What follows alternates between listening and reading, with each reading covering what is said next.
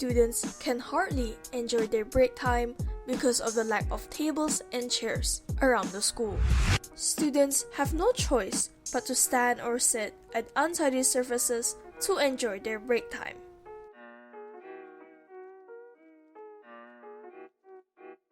Students also seldom practice recycling habits in school.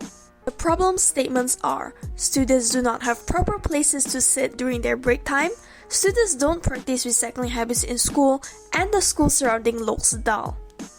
Our solution is to impose that students insert recyclable plastics into empty plastic bottles to create eco bricks, then using the eco bricks to build tables, chairs, and other decorations in our school.